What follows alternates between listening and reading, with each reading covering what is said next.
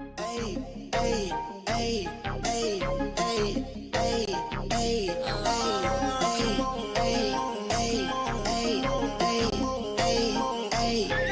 I just wanna have fun. Come and pick me up, meet me at the spot.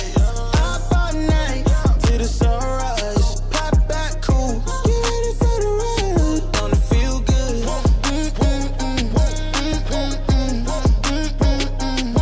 it feel good?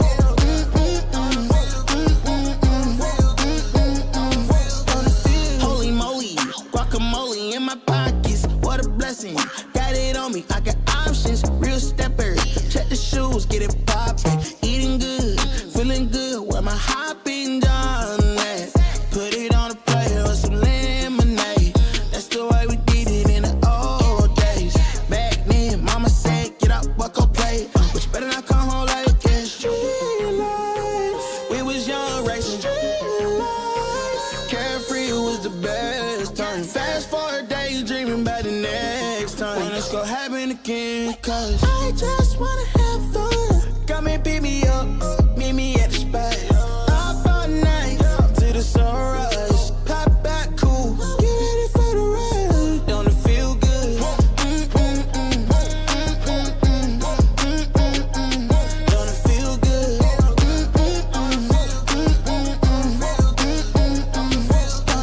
Don't it feel good? How you feel? Turn it up a notch, pop up clean room. Everyday celebration, take a trip vacation. You deserve a day, you deserve a day off. Working for too long, gotta kick back. Turn my cell phone off, wait till I get back. Ooh, yeah, this that. Living my life with no regrets. So I title, link up, pull up on me. We did chillin'. Good morning, good morning, good morning, everybody. Drop your voicemail, 804-592-6160. It is indeed Francis Fridays. Party time. I just wanna have fun. Come and pick me up, meet me at the spot. Up all night till the sunrise. Pop back cool, get ready for the ride. Don't it feel good? Don't it feel good? Don't it feel? He's simply ravishing. Yeah. No, you need to swivel them hips.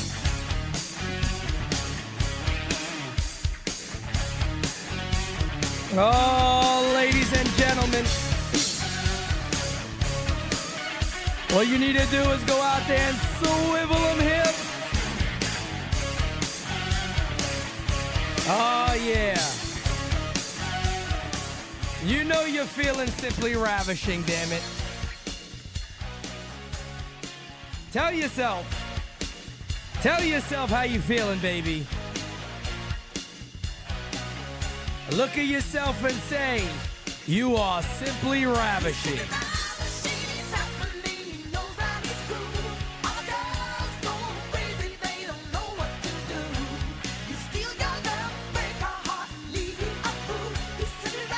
Yeah, baby. Good morning, good morning, good morning, good morning, good morning, and welcome to the one, the only, All Rise and Shine, baby. We are here on Francis Fridays. Yeah. What's up, chat? What's up, ladies and gentlemen? Good morning. Listen, man, I'm just happy to be here. Listen, I was sick this week. They tried to take me out, but your boy's back just in time for Francis Friday. And the Yankees, man, they made it a good week, man. So we actually got to listen to Simply Ravishing on a Francis Friday for once. I was beginning to think I was cursing the show or something. Nah, Francis Fridays are always great. And look, we needed to have the song today. Look, at the end of the day, Christian said it last night. He's right. He's like, look, I never thought I'd come on this show after a loss and still be happy. And yeah, how can you be upset right now with where the Yankees are? I mean, it's kind of hard to come in here and be angry about yesterday's loss. Yes, we all know, we get it. It was one run. We were right there. We had a chance to obviously, come back and win that game, but didn't turn out the way we wanted. We didn't get the victory. That is what it is. To each his own happens. You know what I'm saying? But Yeah. as it stands right now, you take a look at where the New York Yankees are. They're a half game behind the Baltimore Orioles. Orioles won yesterday. The Yankees lost. That is why. But you look at those run differentials, plus 53 for both teams. And it is what it is. I think this is kind of what we expected. These are the two best teams in the American League East. And they're going to battle. They're going, and it's going to be all year. Yeah. No, it's a fact. I look at these standings and it just shows you like how evenly matched these teams are. Just look across the board. They're 7-3 their last 10. We're 6-4. They won 1. We lost 1. That's the streak. Like you said, with the plus 53 run differential. They've played, what is it, 2 games less than us because of the rainouts? Correct. Yes. So that's why the numbers are a little bit skewed there. But I mean, just looking at the standings, coming into, almost midway through May. And yeah, we're trading punches right now, going back and forth, and these teams look very equally yoked. The one thing for me that like gives me like a ton of hope looking forward as I look at the standings right now and I look forward is, yes, Baltimore can expect to call up Jackson Holiday again at some point throughout this year, but the Yankees, to that regard, can expect to be calling up Jason Dominguez. And if need be, and Spencer Jones is ready, he's another guy down there ready to go. And then we have Garrett Cole coming back into a rotation that is overachieved to this point. I don't know what Baltimore is going to be adding to that rotation at the deadline, if they are going to add or not, because their pitching has been pretty solid thus far, even with some, shaky outings here and there. But we, without spending a dime or trading a prospect, are going to be adding the American League Cy Young winner at the deadline. So you got to feel good about where the Yankees are right now.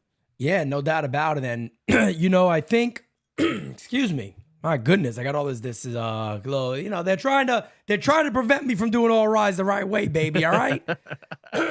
But no, you're 100% correct. And I think the Orioles kind of already got their big additions back. They got Bradish back. They got John Means back. And I did make an error a little earlier. The Baltimore Orioles were off yesterday. They did not win a game. So they were off. The Yankees lost. That's why it's a half game of where they are. But no, you're 100% correct what you said. The Yankees, and I think there's actually a couple of voicemails regarding, what are the Yankees going to do with Dominguez? So I know that's going to be a big topic of our conversation today that I want to get into. But when it comes to the Baltimore Orioles and the Yankees, this is going to be a clash all year. We've kind of had this idea very early. There is a little rumor out there. I don't know if it is to be believed or not, but apparently the Baltimore Orioles have interest in Mason Miller, and the A's would be willing to move Mason Miller. And if that is the case, the Orioles would make the most sense. So, I've been saying for a while that it probably doesn't make sense for Oakland to move him now. The guy has multiple years of control. But here's also the other way you got to look at it. They got to build a team over there, not a one-player machine. They're not going to get many opportunities all the time with that guy over there. So if you do get one guy, and on top of that, he's a relief pitcher, throws very hard. We usually tend to know what kind of happens with these guys. They don't always last forever. So if I'm Oakland also, and a team is willing to say maybe, hey, we'll throw you an overpay, 3 top 100 prospects. You might have to seriously look back and go, you know what? We got to look out for the better of the team. We're obviously not going to win it anytime soon. Let's go for it. And if I'm the Baltimore Orioles, one of your biggest weaknesses right now is Craig Kimbrell. I mean, being your closer. So if you're able to add in a Mason Miller to that team, if Lord they have went, mercy. I mean, if they actually went and made that deal, hats off to them. I mean, that would be such a different Baltimore than the Baltimore we're accustomed to seeing. I mean, we're used to seeing that the Baltimore Orioles that don't move, anybody unless they're giving away the all-star in the deal. And make no mistake about it, Mason Miller is 1,000% shaping up to be the, American League's all-star closer this year. And with good reason. I mean, the guy is literally unhittable. He's untouchable. It's the only pushback I could think of, like when I sit back and I look at Baltimore, I'm like, all right, so if I'm Baltimore, like, do I make this deal? Whatever. It's because the pushback I see is like you said, it will be an overpay. Oh, it's gonna have to be. There's for a no relief way pitcher. There's no way that this is gonna be. There's no such thing as a fair deal for this guy right now. Correct. He's out of this world.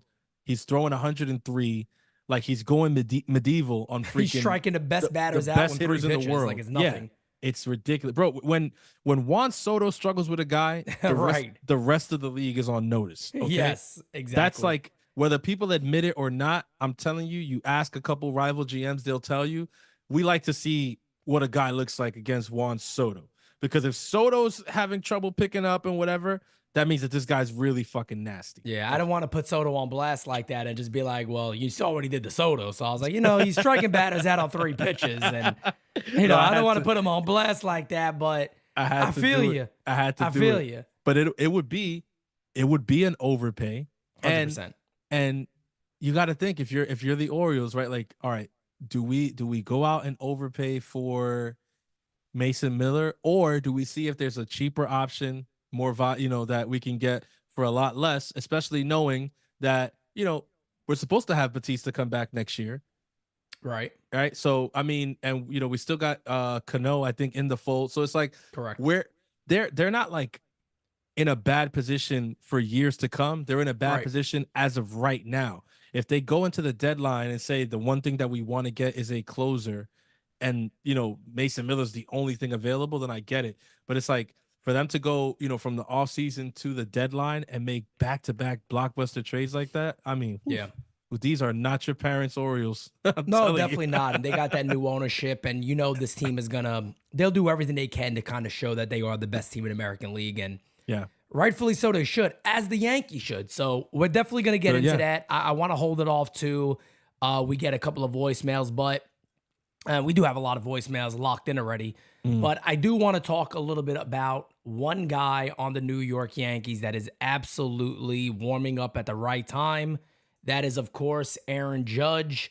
This is the bomb he hit yesterday. And I mean, when it was honestly, it was my favorite home run call this year, because off the bat, you immediately go right into the home run call. Once he hit it, I said, oh, like you knew it immediately that it's a home run off the bat. And for me, seeing what Judge is doing right now, this is everything that we needed to see from the New York Yankees, because this guy right now is looking like the guy that we can all sit back, know when he comes up, we can rely on him. Over his last 15 games, listen to this: 327 average, beautiful, 439 on base percentage, 727 slugging percentage, 6 homers in his last 15 games, 3 homers in his last 7, 417 average over his last 7, 958 slugging over his last 7. Yeah. That is insane. That's Aaron Judge. That's and ladies and gentlemen, we got him. We got him. Okay. This is the guy that we were calling for 1 week ago today on this same show. This is the guy that me and Pete ranted about not showing up in Baltimore. Yep. How do you leave your team out there like that? You're the captain. We need you. And immediately he caught fire. The Detroit series, it continued through the Astros series. And you're right. I was listening to your call of that 473-foot mammoth home run yesterday. And it was just like, Pete is like, if you want to see a jack job, this is a jack job. If you want to see a home run, show this one. This is nuts. I mean, you want to get somebody excited about baseball? That's say, what hey, you do. Look at this home run. Watch this. This is baseball. Watch exactly. This. Like, come on, man. You can't not, like, when people say, "Oh, baseball, it's a boring sport." Whatever. Okay, maybe there's points of it that if you don't love the game, I get it. But when you see a shot like that, it's like, bro, this is all the excitement. This is it. Like, you see a guy do the damage that he did to that baseball. Jeez, Bro, there should be a parade after that home run. You should see a bunch of cheerleaders come storming the field, put on a parade real quick, and then disperse. Said the whole and the team game should then be allowed to continue after that. The whole team should run the bases with him. With him, yes. Everybody gets in a line. When he hits it, he stops. Everybody gets in a line, and they round the bases together, and that's it. Bro, it was so funny because you could see Soto's reaction in the dugout. Yes. He was like in awe. It's like he was like maybe he'd never seen a home run like that close. Yeah. He was like, Jesus, this is ridiculous. Like this guy. And it's like, yeah, that's when Aaron Judge is Aaron Judge. This is what he looks like. Yep. And this is why I get it. There were some people afraid to call him out. He's the captain. They want to, stay in good graces, stuff like that. Of course. Here at NYYU, you guys know we're going to give it to you straight. We don't do that. Judge wasn't Judge. He didn't look like himself. We called him out. We needed him. Big series. We said, hey, you didn't show up, buddy. Sorry. You're the captain. Where were you? And he immediately responded. And that's what we love about Aaron Judge. He was accountable when he was down, and now he's been accountable with his play. Those numbers that Pete just showed, that ain't no fluke. Nope, that's Aaron Judge. That's a guy who's getting it together. Yep. And Soto's stayed hot too. So good luck pitching to those two. Yeah, and this is the fun part. This is the exciting time that we've all been waiting for, is that duo hitting homers together. Oh yeah. And right now, with both of these guys being hot, it's going to make the Yankees very, very difficult to deal with. Oh yeah. And that's one of the things we talked about a lot. And I also got to talk about another home run. Yesterday's game would have been a great game then for people to watch, because Singleton hit an absolute mammoth home run to right field. I mean, off like the triple deck. Yeah, it was like the third deck home run to right field, which you very rarely see. It's like Yankee that Barry Stadium. Bonds home run that time. Yeah. It was ridiculous. I mean, that ball was absolutely destroyed. So yesterday it's a fun game to show somebody getting into baseball, to say, hey, look, this is what the sport's all about. Take a look at this. This is fun and exciting. And it was a close game. It was a close game, too. It was a close game, It came down too. to the wire also. The Yankees had a man on second base, 2 outs. Yeah. Volpe put up a good at-bat. I saw some people kind of giving Volpe a little bit of shit there. Look, people forget who Josh Hader is. Yes, and Francis knows this. And if you played ball at a pretty decent level, you'll understand this. Volpe, some people said, he's swinging at balls in the dirt. That slider looks like a strike for a very long time. Exactly. And you adjust at the end just to foul that pitch off. For him just to foul those good sliders off is impressive. He battled and he got battled. beat by was a very good fastball up that is tantalizing for hitters. And listen, you could say what you want, but at the end of the day, I think there's no other pitch that's been tested, tried and true as that elevated fastball. It gets best of the best. I mean, Soto strikes out on that when he does strike out, because he rarely does. But even Soto, a guy like Soto, strikes out on pitches like that.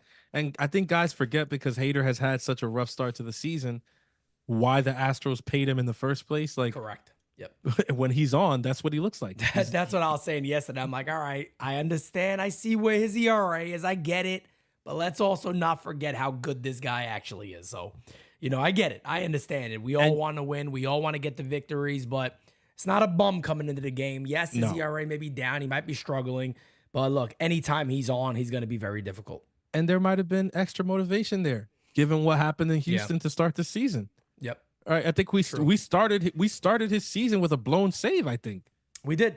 Like, if I'm Josh Hader, I'm probably chomping at the bit to get into a game and redeem myself against this team. Like, and the first 2 games of the series, he didn't even have close to a chance of coming into the game, because his team was getting their back blown out by the Yankees lineup. So he finally gets into a game, and he pitches well. Good for him. The Astros, they won 1 game against the Yankees in the last 10. Okay. Yeah. It's crazy. It's crazy what they're doing right now.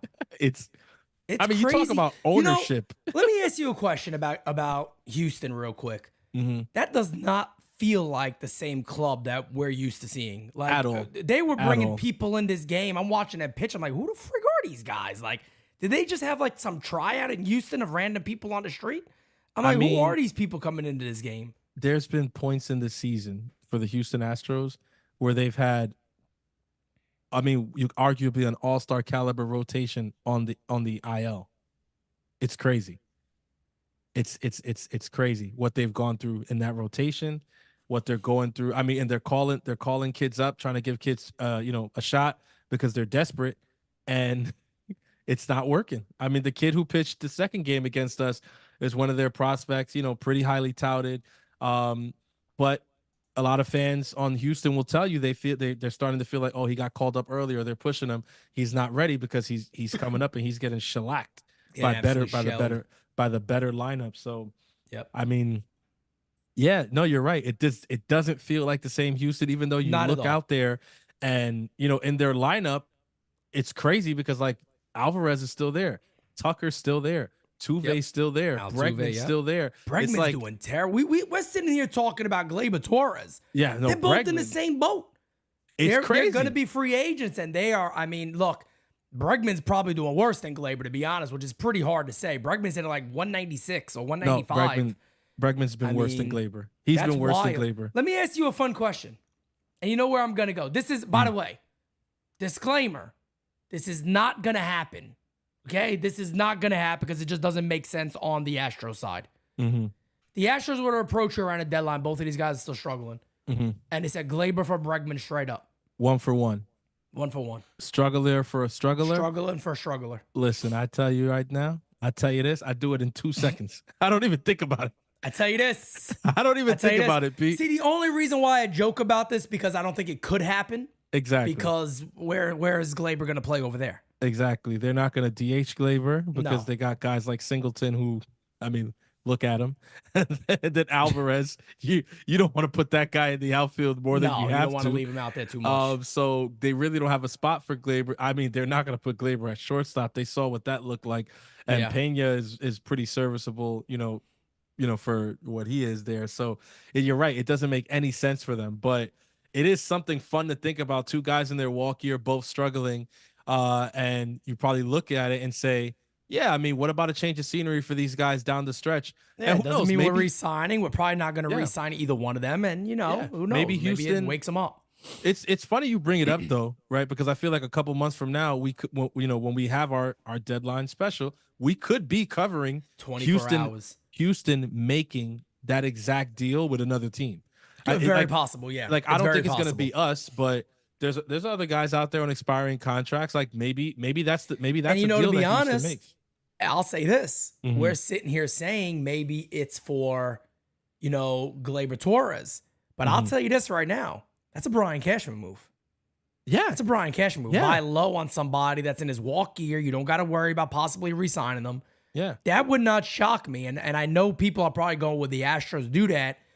If the Yankees sat there and said, we'll give you 2, decent prospects for him, 2 pretty good prospects. I'm They'll not do talking, top 10 guys. I'm not talking that. But I don't know. That does feel like a Brian Cashman type move. That good Look. veteran has been there and done that just for the stretch run. David Justice type. You see- Get that veteran in there, Yeah. plug him in. We need a third baseman as it is. DJ's never healthy. We know his glove is there. Maybe coming to New York. Oh shit, got a chance to win again. Kid who grew up a Jeter fan. Just saying. It's like I'm just saying. You never know. the more you talk about it, obviously, like you said, for Gleyber, no. But when you start talking about it, like 2, decent prospects for a guy, for half a season of a guy who's going to walk in the free agency anyway. I mean, if nobody else is out there vying for his talent, and it's probably not going to be that many suitors because of the fact that 1, he's struggling, 2, he's a free agent at the end of the season. Yeah, I don't know. CWE in the chat says better chance in the offseason. No, you can't. They're both free agents. That's they're what we're free- talking they're about. free agents They in would the both be offseason. free agents, 1. Yeah, and no. 2, I can also see it in the sense of the Yankees not looking to add to payroll and them saying, hey, we'll give you a better prospect if that's paid off. You know what I mean? Oh, yeah. Or we'll do a 3-for-1 swap potentially if you Yeah. guys cover the contract. And you never know. I mean, Let me tell you. I'm throwing something at the wall here that we know is nobody could sit here and go, that's not a Brian Cash move. Yes, it is. That's all day. Oh, it's 1,000% a Cashman 100%. move. It's a vintage Cashman move, if anything. I mean, you just mentioned David Justice and like it's Bregman. Here's the thing about Bregman. I think when people look at it, they're looking at it like, oh, half a season. Like, what's the no. If Cashman went and made the move for Bregman, that is a postseason trade. Bingo. That is Bingo. for the postseason. He Bingo. is bringing in a guy with playoff pedigree who's been there, done that, won it. Okay. A guy who has been proven to be clutch, who has shown up in big moments against you in your house. And at he's times. won whether you like it or not. He's won. He's a winner. He's a winner. Look, I mean, again, I think when it comes to the Astros, that's what it is. People get so caught up in like the cheating and everything like that they forget, that look, at the end of the day, a lot of these guys are great players. Carlos Correa was a great player regardless. Altuve, as much as people with the chance and all that shit still, he's a great player, bro. He's a Hall of Famer. I don't love him. Let's be real. He is. I don't love him. The little short, I could do without him, but I'm 34 years old, hitting 330. Listen, still. I'm not going to sit here and tell people that Jose Altuve is not a good baseball player. He's one of the best, okay? And Bregman's another one who, he's having a down year this year. He's struggling a little bit. Don't let that fool you. Alex Bregman is an addition to a club trying to make a run in the playoffs. He's been there. Question. He's been there, and he's definitely a help to the clubhouse. And I'm telling you, guys respect him. He's a respected guy around the league. He is. Oh, let me throw Eddie Snap in there because again, this is proving a point a little more because he understands who Cashman is. This is a great comment. Nobody expected Ichiro, Rizzo, and guys like Berkman to be on the team, and look what happened.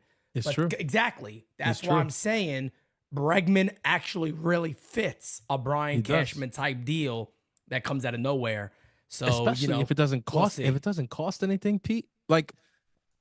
That's what I'm saying. If it's let's say it's 3 lower level guys, maybe you throw in like a decent relief pitcher in that, and then two prospects, and you just say, hey, look, if we do that, you got to pay off the remainder, whatever it is. At that point, it's not going to be that much. They got to pay it anyway. If you do that, I mean, you're sitting back looking, and I'll be honest, as a Yankee fan, I'll raise my hand and go, if they don't get somebody better by then, and you're still kind of have the Cabreras and this guy playing there and Birdie playing there and filling in, and DJ LeMahieu's not DJ LeMahieu, how do you look at that and go, nah, we'll pass? I mean, I think you have to make a move like that if that's the case. But we'll see. We'll see. We're far away from that. Let's go ahead and jump into the very first voicemail of the day. Here we go. Guys, by the way, too, smack that like button, baby. Yes. Get that likey. Smack the likey, hit the subby. You guys already know the deal. We're about, what are we now? We're 78 subs away from 25,800, closing in on 26K already. And we're not even midway through May. So appreciate you guys. Let's keep it going.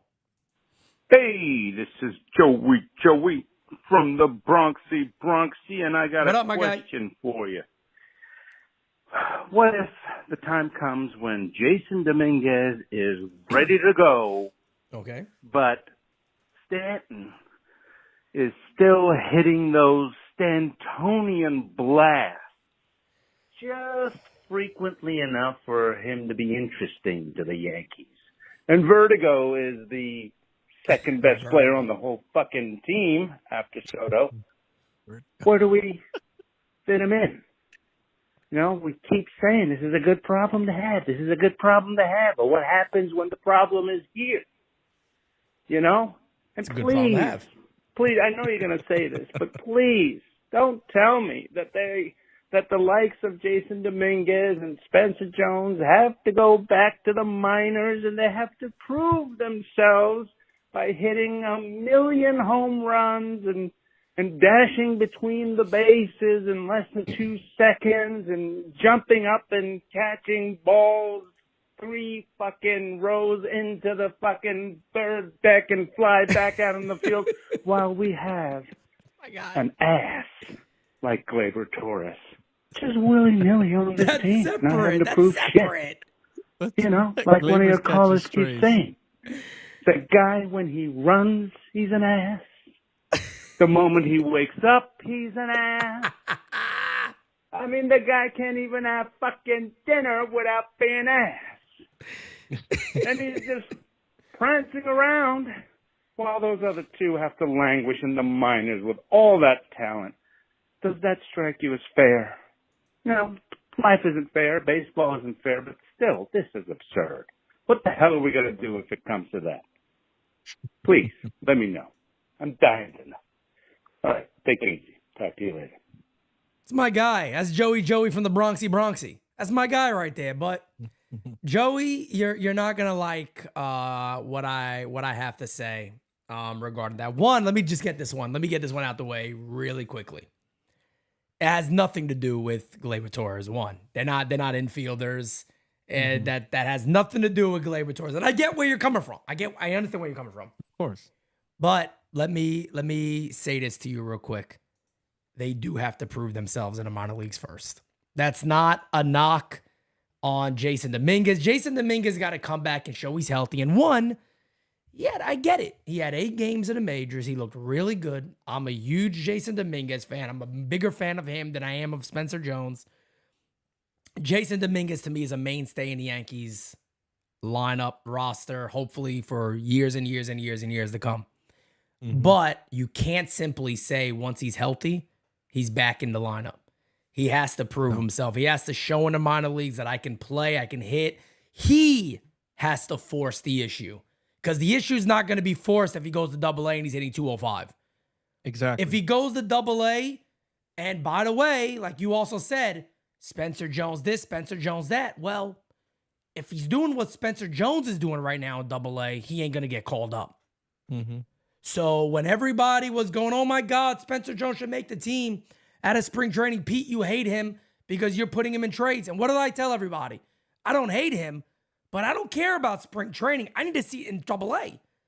I need to see it when he's facing the big talent every single day and he's able to do what he did. Well, unfortunately, I get it's been 80 at-bats. Spencer Jones hitting 241. He still has about a 700 OPS. He's striking out 30+% of the time. Not good. And he's exactly back to what he was in Double-A last year.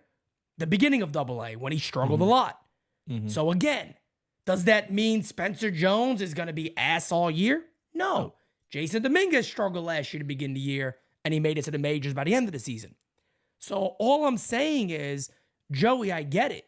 But it is the best case scenario for the New York Yankees that Dominguez goes to the minors, does very, very well, and forces the issue for the Yankees to make them think, shit, fan pressure is going to be on us now. We're probably a better team with him in the lineup than without him in the lineup. Then you got to make your tough decision. What that decision will be, I don't know. I think the most logical is Trent Grisham is going to get sent away. And then you figure out a way to get all these guys in the lineup. Maybe Stanton becomes the guy to play against lefties. He pinch hits in games late, and that's his role.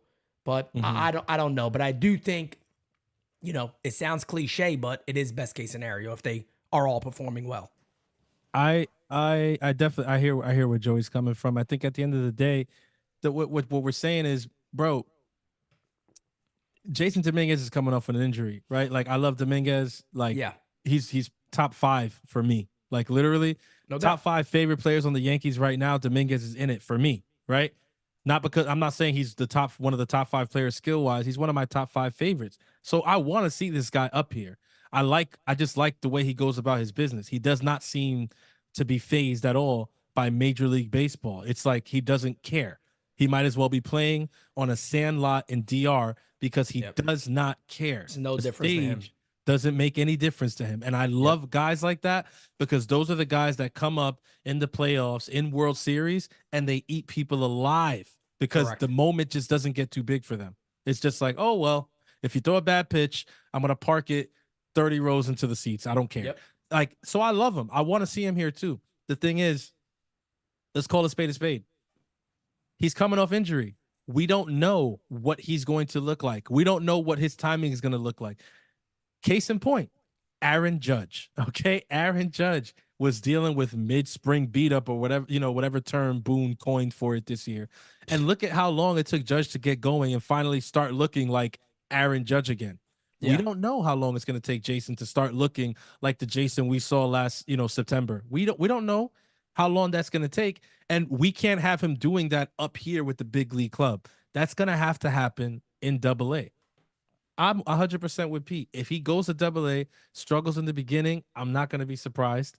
If he does catch fire and starts pressing the issue, I'm sure that the Yankees are going to call him up. I'm sure of it. Again, yeah, definitely. I know that we have that trauma and PTSD as fans or whatever because they don't call up the kids and stuff like that. Dominguez is a different case altogether, guys. They have passed on trade after trade after trade for this guy. They believe in this kid. They want this kid to be a part of this team long term. I think if he presses the issue, he's up here. And I think, guys like Pete said, Grisham, Stanton, those are the guys who, start to lose at bat so that they can get Dominguez in there. But he's going to have to force the issue.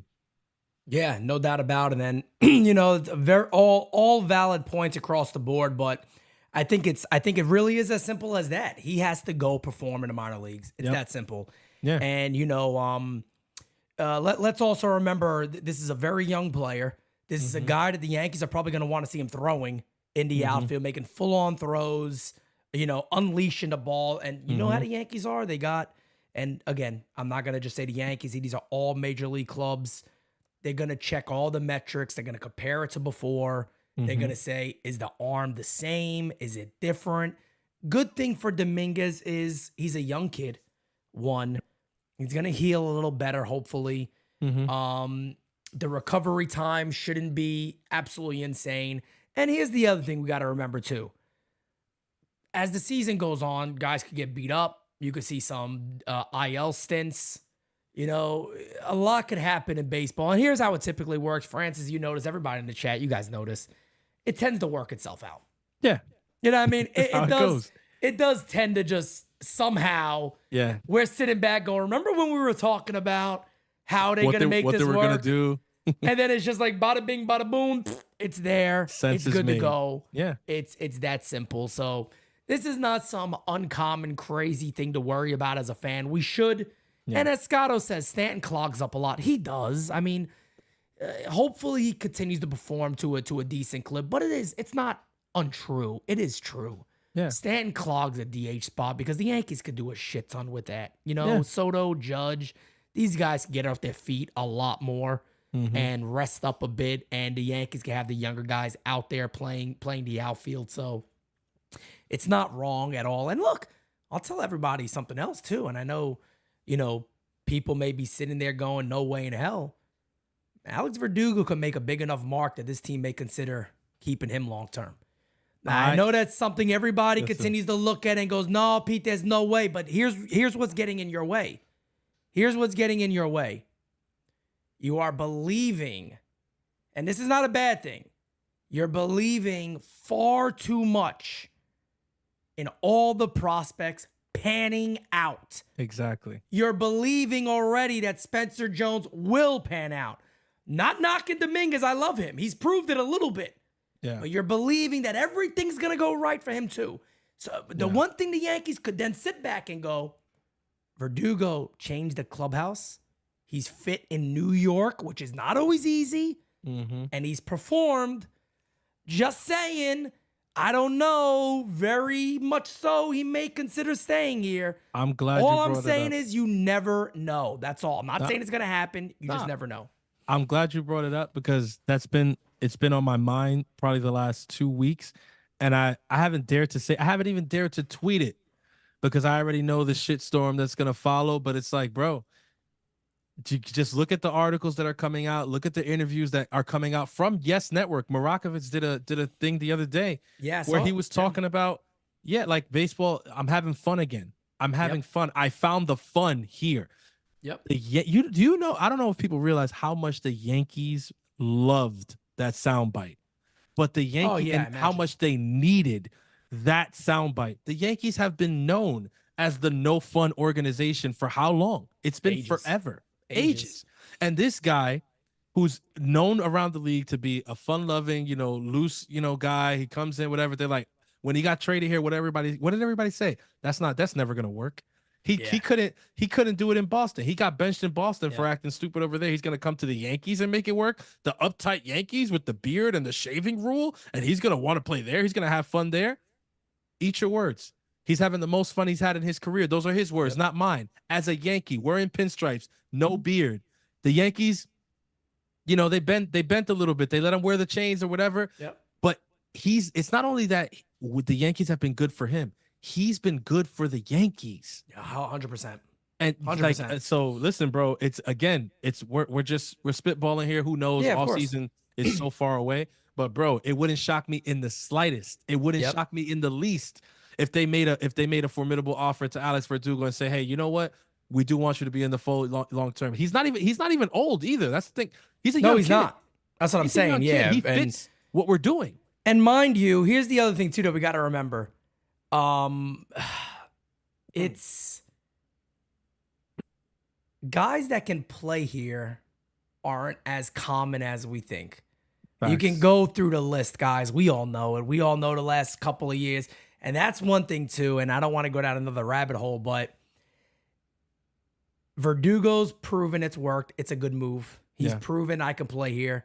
Another guy that a lot of you are eating crow about, good, because you said he couldn't pitch in New York. He's not tough enough, is Carlos Rodon. He's also proven that I am a fit here. I just got to be healthy, and I got to be able to go out there and do my thing. And look, is he going to be a 2.20 ERA guy, 2.40, 2.50 ERA guy? I don't know. But what I've seen right now with the velo coming back, when that summertime gets here and that slaughter looking how it is, look out for Carlos Rodon, because you might be very surprised the numbers he puts up in June, July. Just saying. I'm just saying. Don't be shocked if he is looking like that same guy. But let me go ahead and get some quick news here from the New York Yankees. Nick Birdy is indeed back today. You guys already know last night they sent down Ron Marinaccio, and also Oswald Peraza is going to move his rehab assignment to AA. So he'll be up to AA getting his rehab assignment. And again, another young guy in the fold that could potentially finally make his mark on the Yankees. We'll see. Everybody's kind of been waiting for it, but we'll see what happens with that. Let's continue on with the voicemails. Hey, Pete, Macho King in the house. How you doing? On the ground. I understand that some punk was talking shit about the Macho King the other day, and I am here to dispel any notion that it's okay to disrupt the chat by insulting members or condoning that type of behavior, yeah. Thanks for having my back, boss, but I'll take it from here. I respect just about everyone in this community, and I don't put down or disrespect anyone's gimmick in here.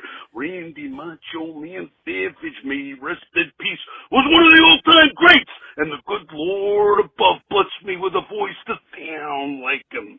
I fan how I want to fan, and if that means I'm a dude cosplaying as another dude, deal with it. I don't give a flying Frenchman fuck. What do you think?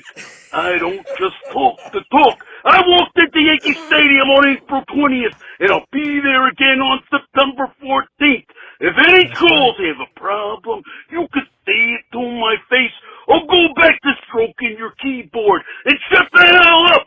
And to all the haters, liars, phonies, and jabronis, fuck you! You get an elbow drop just for being jerk-offs.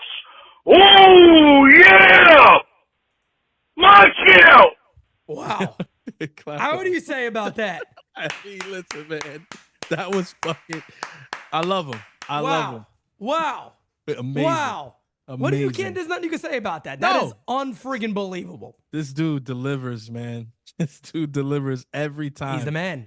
And you know what it is? If flying Frenchman fuck. Flying Frenchman fuck is a new one. That never heard that in my life. That was, listen, if anybody has anything negative to say about that, I'm sorry, but you're just a hater.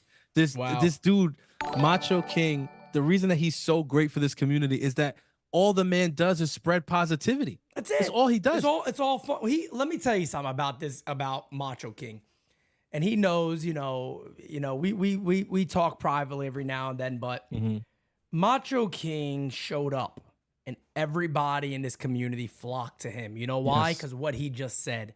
He put his money where his mouth is. It's not an act. Yeah. All right? People sit there, there's an act. No. This dude is legit as legit gets. We all sat there and was like, bro, what is Macho? We were all talking about it. I wonder what Macho's going to get here. You think Macho's really going to come through looking like Randy Savage? Like he's going to do it? This man walked in. I saw him and I put my hand on my face. I said, yo, this dude is a legend. Like that moment right there, let me tell you what he did. He stitched his name forever in NYYU lore. Yeah. You'll talk about NYYU, and let me tell you, at all these events, people are going to go, where's Macho at? Exactly. That's all he's done. So anybody want to talk bad on that? Hey, man, best of luck to you. Good for you. But I don't know what else to say. Macho's the absolute legend. That's all I can say about him. I'll always love and respect Macho because Macho does something that we do that a lot of people don't do, right? And it's that point of putting your money where your mouth is. Yep. People, listen, And it's no disrespect because I have the understanding that not everybody can do what we're doing. Correct. But I think people need to have a little bit more of a respect for that. Like, listen, it's easy to go on Twitter and hide behind a faceless account and tweet out trollish shit and say things to people, or tweet out a bad take here and there and call yourself, bad takes, whatever. But to put your face on the account and to stand behind whatever take it is you have and to defend it and to jump on camera and get in front of hundreds of people, thousands of people, and do this the way that we do it. Macho showed up that day, dressed up in full Macho King. Like, it was custom made. Like, this dude put his money where his mouth is. He stood behind everything he's done on the voicemails and in the chat from day one. And to me, it's like, bro, that's what the members on this team do. That was 100%. That's what the members of this team do. So he has my eternal, undying respect for that. No doubt. Like I said, most people in the chat, I know everybody in the chat loves him. So it's a random negative that's going to happen probably once in a blue, because I know everybody loves him in the chat, and I see the chat spamming it up for him. Everybody loves Macho. Everybody loves Macho. Everybody also loves Rod Thompson with the super chat. Thank you for being a friend. If you both were GMs, would you sign Verdugo after the season? I would, because what he brings to this team is invaluable, and you don't find it very often in the free agents that come here. Well, that's exactly what we were saying, but what I'll say is this, Raw. I would have to wait. You got to kind of wait, too, to see how the team progresses towards the end of the season, how other players are progressing. That's my answer on that one. I would have to wait. I couldn't decide on that right now. Yeah, I agree with Pete. There's a lot of things that would play into my decision on that. How Spencer Jones finishes out his season would play into that for me. Yep. What Dominguez looks like also would play into that a little bit for me. And yeah, I mean, there'd be a couple, things out there that would make me really just kind of wait and see on it. I would want to see what the market looks like for him too. I mean, if he absolutely goes off in the playoffs and we have a deep run, his market's going to be nuts because, like I said, he's not old. He's young. He's a left-handed bat. He plays a very good left field. And this year he's playing out of his mind left field, with all the pressure of the Yankees. Trust me, we're not the only ones noticing it. He's gearing up for a very, very good free agency. So there's a lot of things that would go into it. But again, if the price is right, the fit is right, he wants to be here, we want him, and a couple other things fall into place, you bet your ass I sign Verdugo. Yeah, no doubt about it. We got a big super chat here from L.I. Yankee King.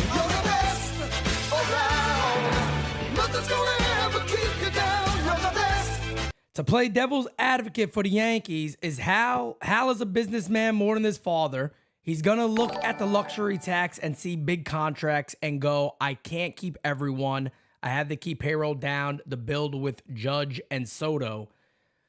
Well, let me clear up a couple of things right there. I wouldn't say that he's more of a businessman than his father. I think he's a little more, how to say it? I think he's a little safer than his father is. He's played a little more safe.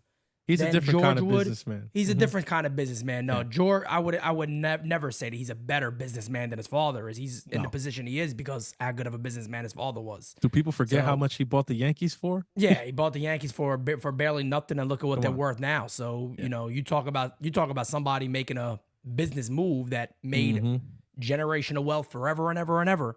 Yep. That's exactly what he did. Yes, network.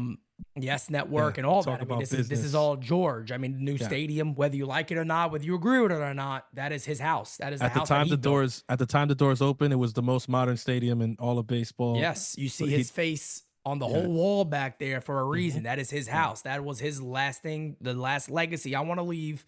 Adios, see you later. We win a World Series. Yeah, in the new place, and I'm good to go. He, to believe it or not, you could almost say he really did go out a winner. I mean, he went out a champion at the end of the day. To really think about it, you could put it that way. And the last year that in that new stadium was his. It was a send-off gift, and that's it. So I wouldn't agree with that part, Li, but I do think that is a valuable concern. There is how much is he gonna put there?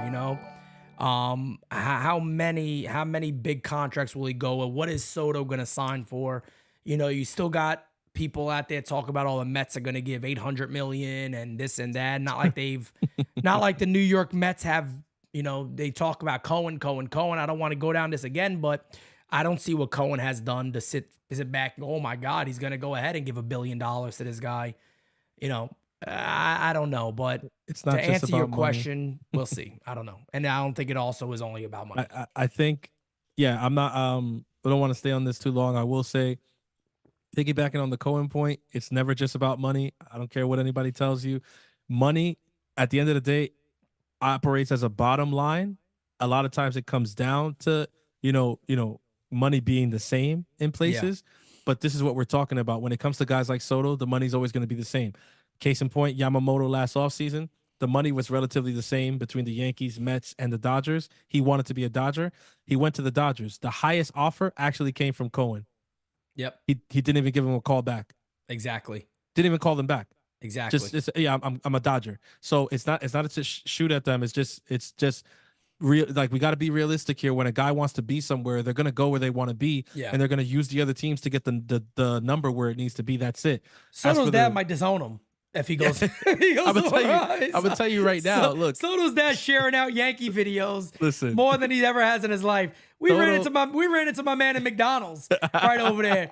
It's not even putting him on blast. He didn't say nothing. He didn't confirm nothing. No. But I tell you what, when I sat there, I was like, you got to be a Yankee. He just said, and walked away. Exactly. I'm just saying, he's like, shit, come on. He's a big Yankee fan. His son is the Yankee right now. His son is the Yankee. He's having the time of his life. Come on, guys. If the money is close, I don't see how anybody's going to pry him away from the Yankees. That's the only thing that can stop it, is the Yankees trying to lowball him, which I don't see them doing given what Cashman gave up to get him, because Cashman doesn't like to give up his prospects. He doesn't like to. So he went and did that. I think there had to be some assurances made, between him and Hal. And for the Verdugo thing, though, it was a good point by LI that, the money will come into play. One thing I will say about that is Verdugo's not going to be getting 30 million, 35 million a year. So that's not something that will come into play. It'll be a matter of how long the contract is. I think that will really come into play, between him and the Yankees. If it gets to that point. You also don't know what salary to the Yankees could potentially move and figure some things out. You never know. Never know. I think people forget that our finances and payroll is going to look so different in 2025. Yep. It's going to look so different in 2025. And when you talk about those young guys, let's remember that they're cost effective. They don't so make. That's going to help too. Volpe still doesn't make anything. Wells doesn't make anything. Cabrera doesn't make anything. Dominguez doesn't make anything. Even look at a guy like Nestor Cortez doesn't make much money. He's not making a ton yet. Look at the deal that they signed for Stroman the next couple of years for a guy who's going to make, God willing, knock on wood, make his starts or whatever. Very economical, team-friendly deal. Doubt. Like, no doubt about it. Those are the deals that really come back in the end, and you say, whoa, this was a good deal because it helps. And Rodon, another one that, yes, in the beginning, it looked a little touch and go. If Rodon is what he is this year throughout that deal, it's a hell of a deal. Steal. Yeah, no doubt about it. Anthony Garcia says, as Sandor said, this is the same guy. Sandor was the same guy talking trash on Macho. Clay Holmes is a higher K9 than Mo. By the way, TSA gave me the Pete treatment this morning.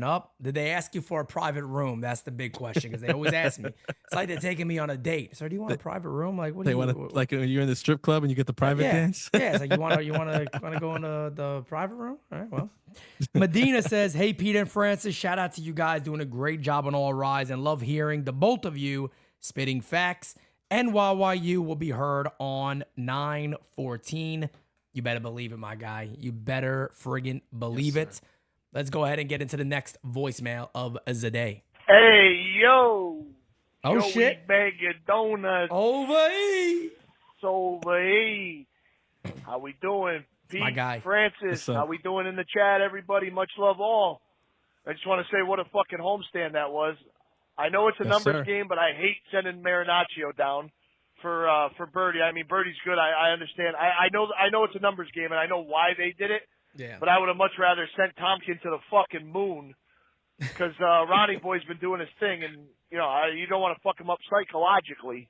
Yeah. I choked on that word. Anyway, good point. Let's go down to the Trop and handle business. Everybody have a great day. Let's go Yankees. You made a valid point. Oh, You yeah. know, when I saw Marinaccio also sent down, I immediately thought, damn, it's kind of hard to fuck with this dude after how good he's been. Like, you know, he's been really, really good for the Yankees. And you don't know what that call down feels like. You know, he may sit there and go, what else do I got to do? I get it.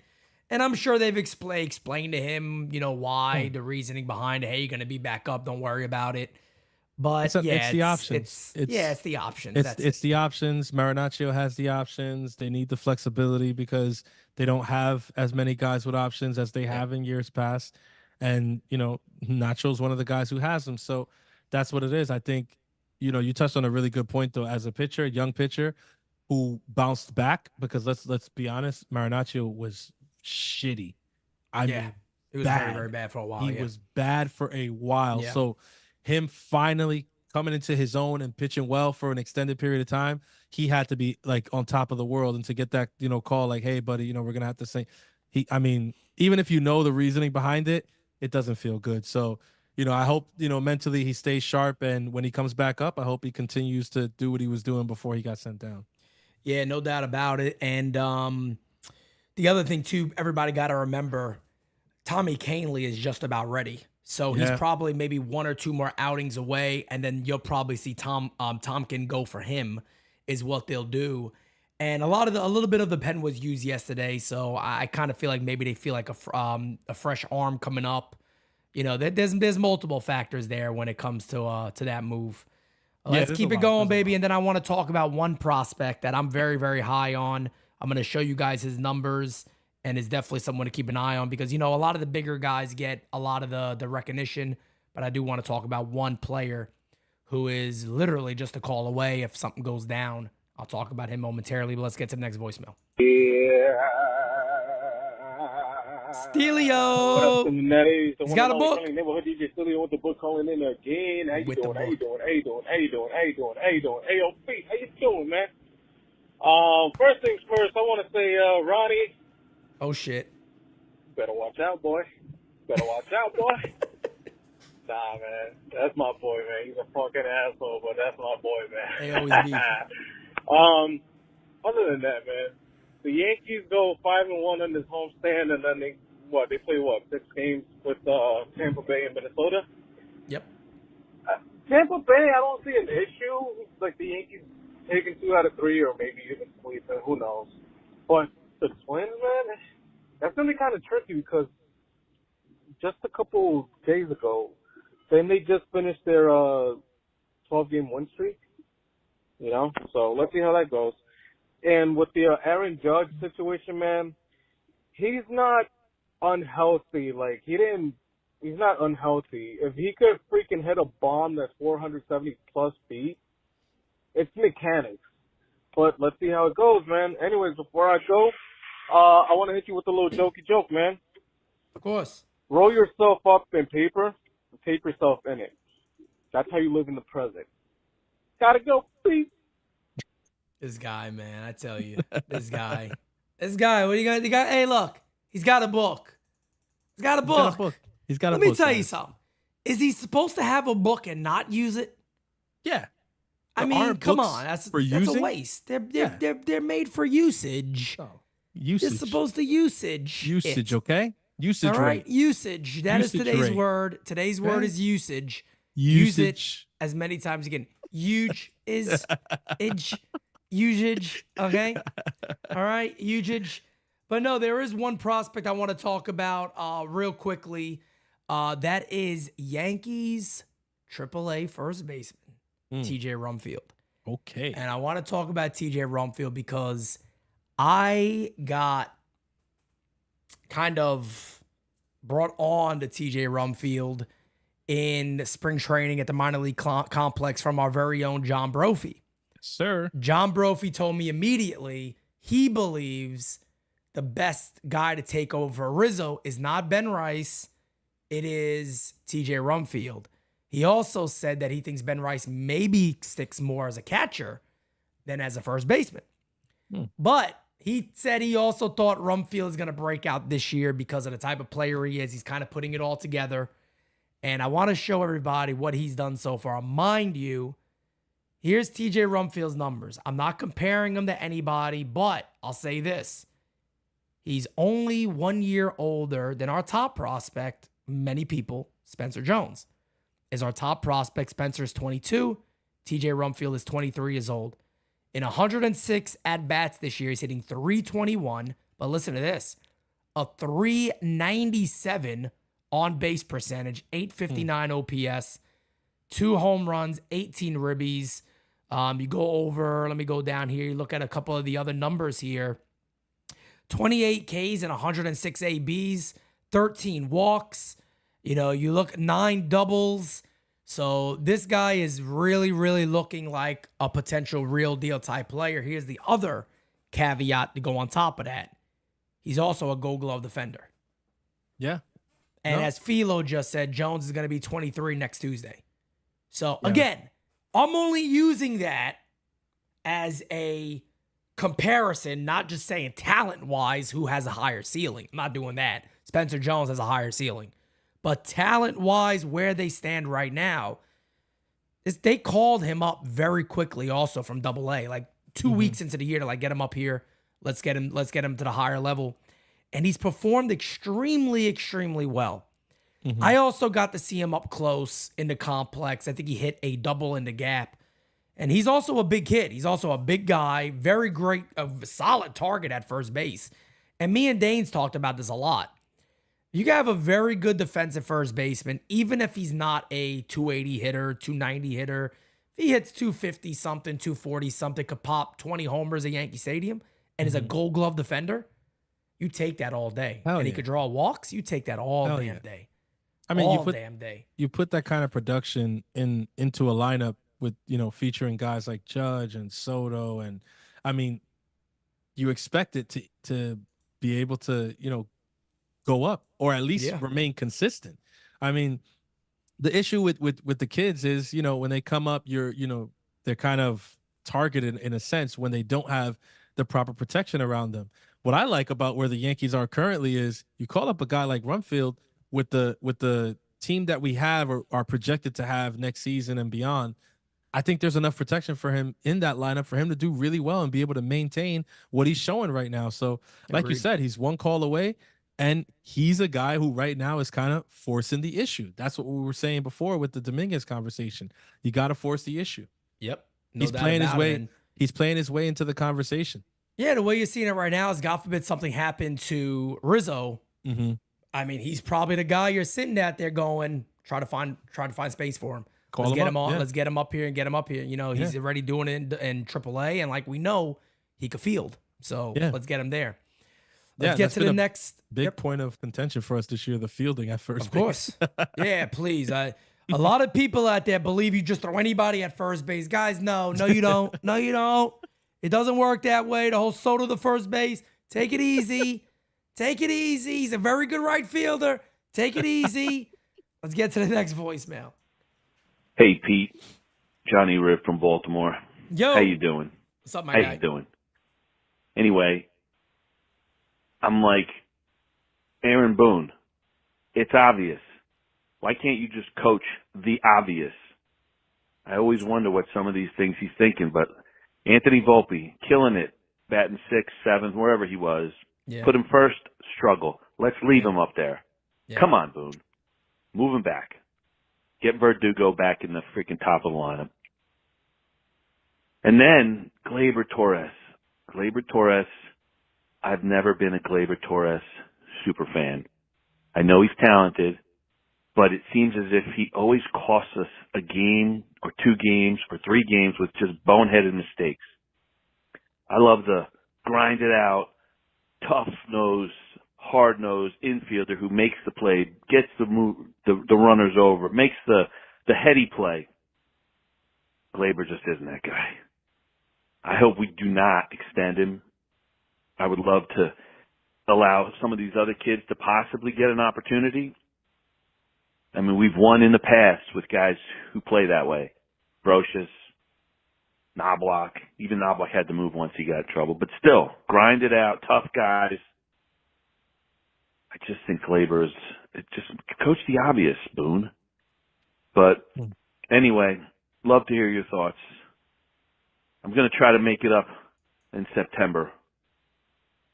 I would love to be there. You guys look like you had a great time, and I'd just love to be part of that. So hope all is well, and go Yankees.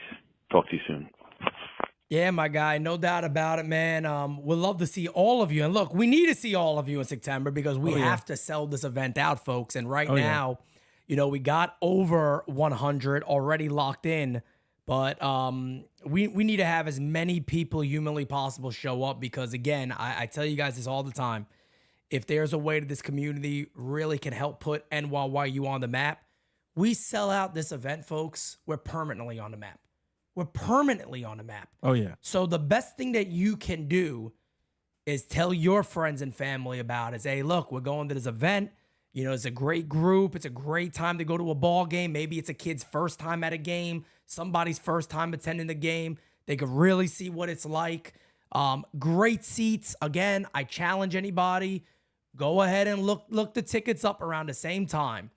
Sections 107 and 108, you'll be hard-pressed to find anything close to 140.